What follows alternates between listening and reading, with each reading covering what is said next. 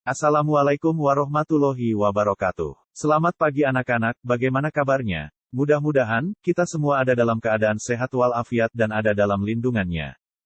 Pada pembelajaran PPKN sekarang, kita akan membahas tentang sistem hukum di Indonesia. Tata hukum Indonesia ditetapkan oleh Masyarakat Hukum Indonesia. Oleh karena itu, Tata Hukum Indonesia baru ada ketika negara Indonesia diproklamirkan pada tanggal 17 Agustus tahun 1945. Berikut merupakan pengertian hukum menurut para ahli, di antaranya sebagai berikut. 1. Menurut Utrecht, hukum adalah himpunan petunjuk hidup berisi perintah-perintah dan larangan-larangan yang mengatur tata tertib dalam suatu masyarakat, dan seharusnya ditaati oleh anggota masyarakat yang bersangkutan. Oleh karena pelanggaran petunjuk hidup tersebut dapat menimbulkan tindakan dari pihak pemerintah. 2. Menurut Simorangkir dan Wuryono Sastropranoto, hukum adalah peraturan-peraturan yang bersifat memaksa, yang menentukan tingkah laku manusia dalam lingkungan masyarakat yang dibuat oleh badan resmi yang berwajib. Pelanggaran terhadap peraturan-peraturan tadi, berakibatkan diambilnya tindakan, yaitu dengan hukuman tertentu. 3. Menurut Amin, hukum adalah kumpulan peraturan yang terdiri dari norma dan sanksi dan tujuan hukum itu adalah mengadakan ketatatertiban dalam pergaulan manusia, sehingga keamanan dan ketertiban terpelihara. 4. Menurut Mohtar Kusumaatmadja, hukum adalah keseluruhan kaidah-kaidah serta asas-asas yang mengatur ketertiban yang meliputi lembaga-lembaga dan proses-proses guna mewujudkan berlakunya kaidah itu sebagai kenyataan dalam masyarakat.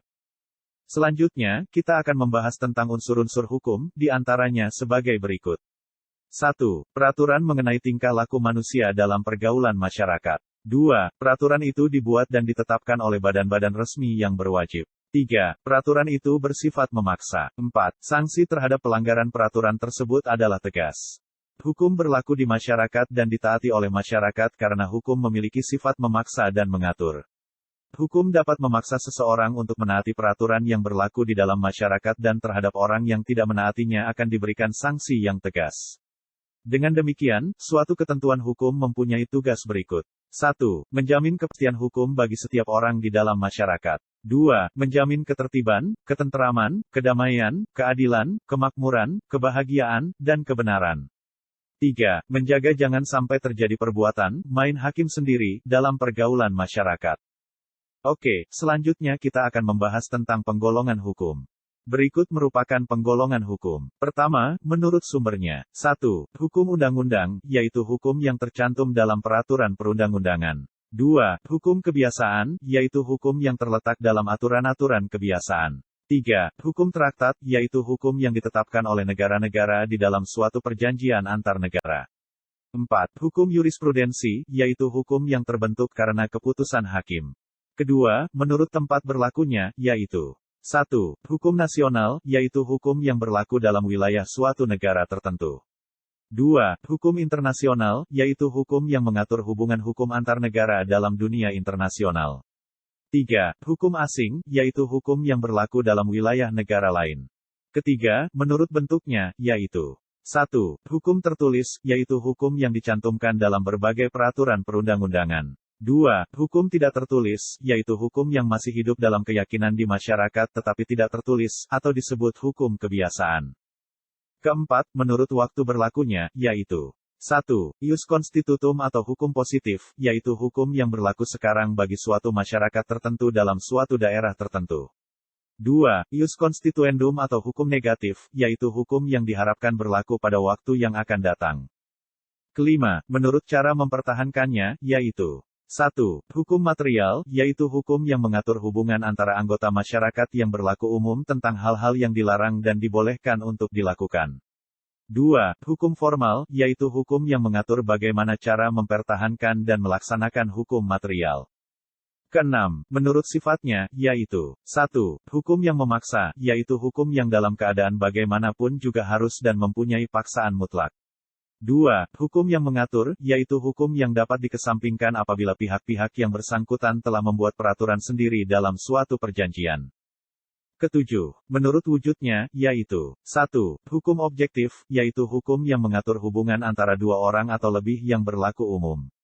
2. Hukum subjektif, yaitu hukum yang timbul dari hukum objektif dan berlaku terhadap seorang atau lebih. Hukum subjektif sering juga disebut hak. Kedelapan, menurut isinya, yaitu 1. Hukum publik, yaitu hukum yang mengatur hubungan antara negara dengan individu atau warga negara, menyangkut kepentingan umum. 2. Hukum privat, yaitu hukum yang mengatur hubungan antara individu satu dengan individu lain, termasuk negara sebagai pribadi. Selanjutnya, kita akan membahas tentang tujuan hukum, di antaranya sebagai berikut.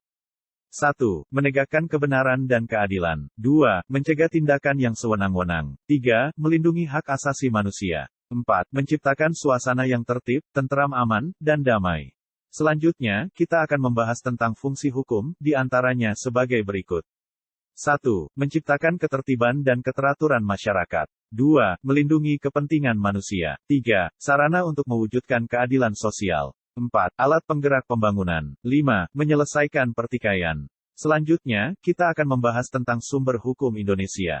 Pertama, sumber hukum material merupakan semua norma, kaidah, atau aturan yang menjadi pedoman manusia dalam bertindak. Lebih jelasnya, sumber hukum material ditentukan berdasarkan perasaan ataupun keyakinan dari seorang individu atau kelompok masyarakat. Hukum material bersumber dari pendapat dari masyarakat sesuai dengan nilai dan norma yang berlaku. Hal ini kemudian memberikan pengaruh pada proses pembentukan hukum yang disahkan dan diterapkan dalam sebuah lingkungan masyarakat. Kedua, sumber hukum formal merupakan hasil penerapan dari sumber hukum material. Penerapan ini dilaksanakan supaya seluruh objek hukum dapat menaatinya serta hukum dapat berjalan secara baik. Sumber hukum formal dibagi menjadi beberapa jenis sumber hukum, yaitu sebagai berikut. 1. Undang-undang, yaitu sumber hukum berupa semua aturan yang mempunyai kekuatan hukum dan mengikat dan dijaga oleh pemerintah dari suatu negara di mana undang-undang itu dibuat. Undang-undang harus dipatuhi oleh seluruh warga negaranya. 2. Kebiasaan, yaitu sumber hukum yang didapat dari satu perilaku sama yang dilakukan secara terus-menerus hingga kemudian menjadi suatu hal yang umum untuk dilakukan. Contoh sumber hukum kebiasaan adalah hukum adat dan tradisi. 3. Jurisprudensi, yaitu keputusan hakim terdahulu terhadap suatu perkara yang tidak diatur oleh undang-undang, kemudian dijadikan pedoman oleh hakim lainnya dalam memutuskan perkara yang serupa. 4. Traktat, yaitu perjanjian yang dibuat oleh dua negara atau lebih mengenai persoalan-persoalan tertentu yang menjadi kepentingan negara yang bersangkutan. 5. Doktrin, yaitu pendapat dari para ahli hukum terkemuka yang dijadikan dasar atau asas-asas penting dalam hukum dan penerapannya. Oke, selanjutnya kita akan membahas tentang tata hukum Indonesia. Sebagai suatu negara yang merdeka, Negara Kesatuan Republik Indonesia mempunyai tata hukum sendiri. Tata hukum suatu negara mencerminkan kondisi objektif dari negara yang bersangkutan sehingga tata hukum suatu negara berbeda dengan negara lainnya. Tata hukum negara kita berbeda dengan tata hukum negara lainnya. Tata hukum merupakan hukum positif atau hukum yang berlaku di suatu negara pada saat sekarang. Tata hukum bertujuan untuk mempertahankan, memelihara, dan melaksanakan tertib hukum bagi masyarakat suatu negara sehingga dapat dicapai ketertiban di negara tersebut. Tata hukum Indonesia merupakan keseluruhan peraturan hukum yang diciptakan oleh negara dan berlaku bagi seluruh masyarakat Indonesia yang berpedoman pada Undang-Undang Dasar tahun 1945. Pelaksanaan tata hukum tersebut dapat dipaksakan oleh alat-alat negara yang diberi kekuasaan. Tata hukum Indonesia ditetapkan oleh masyarakat hukum Indonesia. Oleh karena itu, tata hukum Indonesia baru ada ketika negara Indonesia diproklamirkan pada tanggal 17 Agustus tahun 1945.